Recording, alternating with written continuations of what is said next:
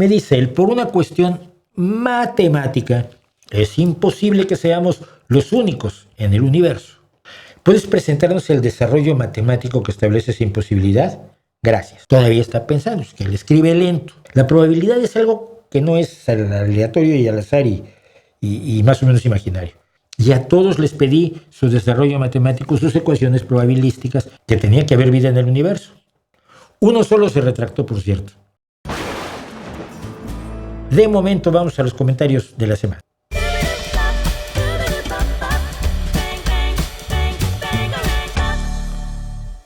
Dicen, perdón mi curiosidad, alguna vez un comunista, no sé por qué lo ponen entre comillas, recibió un premio Nobel, García Márquez. A ver, estrictamente marxistas, comunistas, yo encontré a Pablo Neruda, Mikhail Sholokhov, Ivo Andrić y José Saramago, los 4 en literatura. En física, Shore Salferov. En La Paz, en los premios Nobel de la Paz, Mikhail Gorbachev y León Jouhou. También el Le Duc, el vietnamita, recibe el premio Nobel de la Paz junto con Henry Kissinger. En economía, Leonid Kantorovich, que es un economista marxista. Y en química, Frédéric Joliot-Curie e Irene Joliot-Curie, la hija de Marie Curie, que los dos siempre fueron militantes del Partido Comunista. En cambio, García Márquez, pese a su estrechísima amistad con Fidel Castro, no era comunista y de hecho rechazó el comunismo soviético, curiosamente. Y preguntaba, decía yo, Marshall Cortés, ¿por qué Trump va a entrevistas no guionizadas a diferencia de las de Putin? Y esto lo preguntó a raíz de esa entrevista en la que la reportera hizo enojar a Trump. Trump le dijo que era una estúpida y se levantó y se fue. Y esto creo que la explicación es esta.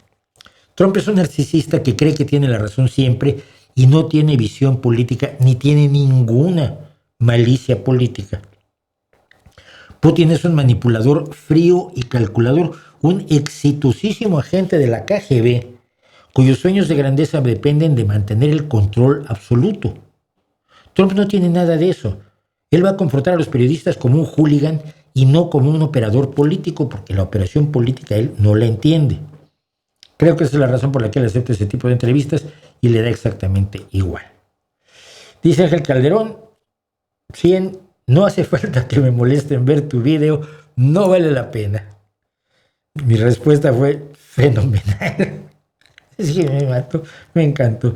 Entonces su primo también, Fernanduchis, dice, permítanme reportar este canal por sus falsas mentiras. Y yo le dije, adelante con todo gusto. Las falsas mentiras son verdades. Pues hay que saber español para usarlo, si no te metes en un lío.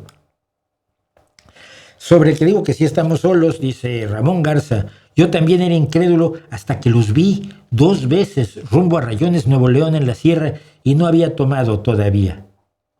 Y le digo, ¿viste qué? ¿Viste extraterrestres o viste una lucecita? Es que la distancia que hay, hermanitos míos, entre una lucecita y una civilización extraterrestre que nos viene a visitar, es lo bastante grande como para exigir un poco de pruebas de que la lucecita esa realmente implica aquello, ¿no? Y luego me dice Antonio Cantarero, y la pregunta es buena, excelente video como siempre, pero ¿dónde colocamos a China? Luego, sistema económico, capitalismo de Estado, sistema político, dictadura comunista de partido. Esta historiadora, cuyo nombre olvido constantemente, que es historiadora militar, lo presentaba de una manera muy clara. Dice, no se olviden que el Partido Comunista Chino son comunistas, que asumieron el mercado porque Deng Xiaoping era muy listo, el tipo era brillante. Pero, si tú eres un marxista absolutamente convencido, dogmático, metido dentro de la doctrina, y tienes que renunciar al control de la economía por parte del Estado, es decir, tienes que renunciar a la propiedad social de los medios de producción, y le pusieron algún nombre raro, que no era precisamente de propiedad privada, en las leyes que promovió Deng Xiaoping, ¿qué te queda? Te queda la dictadura del proletariado, y la dictadura del proletariado siempre fue la dictadura de la cúpula del Partido Comunista. Y es una dictadura feroz, tal como la plantean en un principio Marx y Engels, así con 3 brochazos, y que la lleva a su perfección Vladimir Ilich Lenin. Y no va a ser otra cosa China nunca que una dictadura comunista de partido. Perder el control de sus individuos es el camino para la ruina en ese tipo de dictaduras. Luego dice Antonio Peralta, es el mismo pero con más palabras. Da vergüenza que científicos neófitos estén al frente de una investigación tan seria. ¿De qué se trata? Yo personalmente he visto ovnis, y los ha visto Sinache, que es muy importante. Yo personalmente he visto ovnis varias veces. Les he apuntado láser verde y destellan. Hubiera sido un avión. Una de las razones por las que están prohibidos los láseres es porque les dan a los pilotos, pueden llegar a los pilotos. Algo tan fuertemente lógico lo niegan. Mucha gente lo avala con avistamientos. La razón inepta del científico nos quiere engañar. Sí, tú sabes más que eso. Y mi pregunta, ¿y tú crees que un objeto volador no identificado resulta que lo has identificado como nave extraterrestre sin ninguna prueba, solo porque viste una luz en el cielo? Asombroso. Luego tenemos a Juan Sotomayor, que lo traje como representante de como 20 de los comentaristas del vídeo de Sí Estamos Solos. Me dice él, por una cuestión matemática, es imposible que seamos los únicos en el universo. Y yo digo, wow. ¿Puedes presentarnos el desarrollo matemático que establece esa imposibilidad? Gracias. Todavía está pensando, es que él escribe lento. Entonces está escribiendo lento. Como 20 llegaron y dijeron, es que la probabilidad de que exista vida es muy superior. ¿De dónde sacas la probabilidad? Es algo que no es aleatorio y al azar y más o menos imaginario. Se sustenta en las leyes de probabilidades, y hay una serie de ecuaciones, y a todos les pedí su desarrollo matemático, sus ecuaciones probabilísticas, sus bases de probabilidades, de cómo rayos era que decían, cómo decían las matemáticas, que aseguraban ellos que decían las matemáticas, que tenía que haber vida en el universo. Uno solo se retractó, por cierto. Uno solo se retractó. Me dice Casdia-K5W. Si usted considera que el PP es ultraderecha, se está moviendo hacia, más bien siempre he dicho, ¿podría por favor poner un ejemplo de derecha sin el prefijo ultra? Encantado. El PP europeo, fuera del Partido Popular Español, el PP europeo democristiano es de derecha. El Partido Liberal Canadiense, al que pertenece su anterior primer ministro Trudeau y su actual primer ministro Carney, son partidos de derecha. El Partido Conservador Británico es un partido de derecha. No son de ultraderecha. Esa idea, que le ponen muy fácil, para ti solo existe la izquierda y la ultraderecha, no es cierto. Hay una otra izquierda con la que no me llevo bien, hay una derecha que deseo que no gobierne, hay una izquierda que deseo que gobierne, hay una ultraderecha a la que hay que combatir con todo. Pero no veo el mundo en blanco y negro como el señor del Trafalgar permanente. Y dice Esteban THL, inmediatamente después, habría que definir vida, materia inerte y vida inteligente, y es igual de inquietante que estemos solos que no lo estemos. A él le inquieta todo, a mí no me inquieta. Me resulta tan igual de tranquilo que estemos solos como que no lo estemos, porque lo que me interesa es, no sé, los niños con sus perritos, un gol de Messi, comerme un helado con mi chica caminando por la calle, sobre todo si es de pistache, o pistacho, como se dice. A mí me interesa eso, ¿no? Me interesa ver a la gente que esté tranquila y bien. ¿Estamos solos? ¿No lo estamos? Pues no lo sé. Pero mientras hagámonos la buena vida. Pero bueno, él dice que habría que definir vida, materia inerte y vida inteligente. Y le digo, ¿para qué habría que definir eso a tu satisfacción? Y voy a explicar por qué se lo dije. Si no te gusta que para la biología esté vivo un ser que tenga organización celular, metabolismo, homeostasis, crecimiento, reproducción, respuesta a estímulos y adaptación evolutiva, pues convence a los biólogos que te den gusto con una definición que te guste. Lo que propones es uno de los clásicos juegos semánticos filosóficos que nunca llegan a nada o siempre llegan a la nada. Te voy a decir por qué. qué es lo que le estoy tratando de decir? Y un segundo, porque necesito borrar cosas de este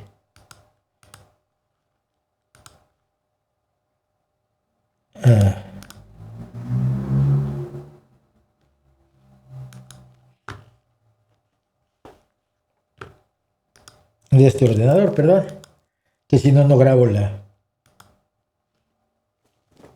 no acaba de grabar esta emisión y entonces tengo un problema. Bueno, las definiciones absolutas filosóficas siempre llevan al nihilismo. ¿Qué es la libertad? No era nada en su origen, entonces yo doy una definición. No me gusta porque la libertad en realidad es otra cosa. ¿Cómo en realidad? Mira, las definiciones sirven para ubicarnos en la discusión. Si yo te digo, yo defino, para efectos de este diálogo, yo defino así la vida. Y la que acabo de dar, que es la definición biológica más común, ¿no? Para efectos de esta discusión, yo defino así la vida. Vamos a hablar, pues, centrándonos en esta definición. Porque si nos vamos a definirla a gusto de todos de manera abstracta, hacemos filosofía y no llegamos a ningún lado. ¿Qué es la libertad? Nada. Pero ahora, si estamos hablando del problema de la esclavitud de la mujer en Nigeria con los grupos ultraislamistas, estamos hablando de algo muy, muy claro. La libertad de ahí está perfectamente definida. La libertad de hacer lo que quieran sin ser sometidas por la fuerza a hacer cosas que no quieren hacer. Tú quieres que esas mujeres sean libres. No que sean libres de los impulsos humanos profundos, nada. Que sean libres en los términos de la definición que usas para el diálogo. Las definiciones sirven para eso. Vamos a definir de qué estamos hablando y discutimos sobre eso. Pero si decimos que vamos a discutir sobre la definición, hacemos filosofía. Yo no estoy por la labor. ¿Qué quieren? Así soy yo.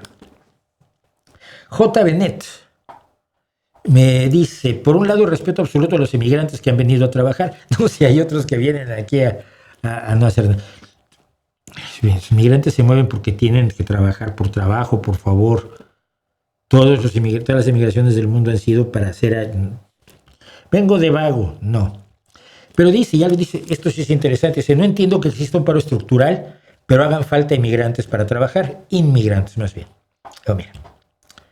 Sí, mira, cuando es temporada, por ejemplo, de la recogida de la fresa, si la oferta de empleo fuera cubierta por españoles, no habría necesidad de los inmigrantes. Lo mismo en otros trabajos que los jóvenes españoles no están dispuestos a hacer, que los consideran indignos de ellos. Y es parte de la evolución de una sociedad.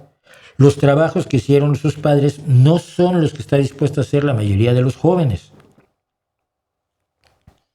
Y es normal, no estoy diciendo que sean unos niños malcriados y mucho menos, es que es normal.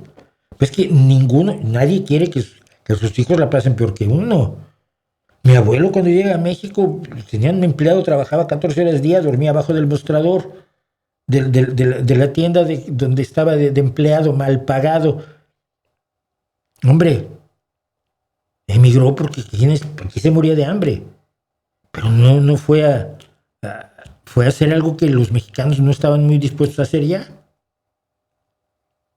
Y hay mucha gente que hoy no está dispuesta a hacer lo que hacía mi abuelo, y si necesitas a alguien que haga ese trabajo, generalmente va a ser un inmigrante. Sean los inmigrantes bolivianos en Argentina, sean los inmigrantes latinoamericanos en Estados Unidos, sean los inmigrantes africanos y latinoamericanos aquí, en Europa. Son movimientos normales migratorios que traen problemas y que hay que abordar los problemas. Pero sí puede haber paro estructural y aún así necesitar gente para que haga ciertos trabajos que los que están en paro estructural no quieren hacer. No pueden hacer, no van a hacer. Estuvo a esto del Elton. Ivy y sus gatitos, cuando, por mencionar el coche mexichino, dice, ¿ya te diste cuenta? Todo está hecho en China. No es cierto. Adivina qué país es el más poderoso del mundo. Y le digo, no tengo que adivinar. Mira, económicamente es Estados Unidos. Militarmente es Estados Unidos. Tecnológicamente es Estados Unidos. Y no porque sea el país más poderoso del mundo, me gusta Estados Unidos. Pero en cambio parece que a ti te gusta un país poderoso, aunque reprime y mate a sus ciudadanos, que mantiene políticas racistas con campos de concentración de uigures, que no tiene democracia, sindicatos libres, prensa libre ni derechos inalienables. Con esa lógica de estar con el más poderoso, en 1940 habría sido nazi. Háztelo mirar, ¿eh? Y este es un casi ingenuo, pero bueno, el premio Elton de esta semana.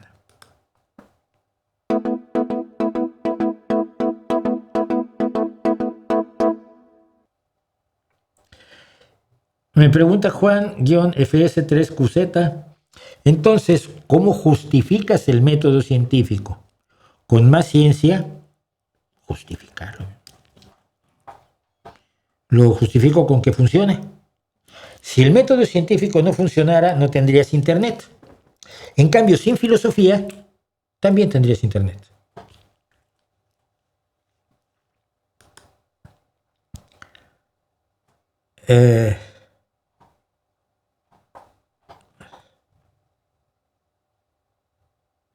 Y finalmente decía él, recuerdo con nostalgia el internet lento, música en CDs, casete y vinilos.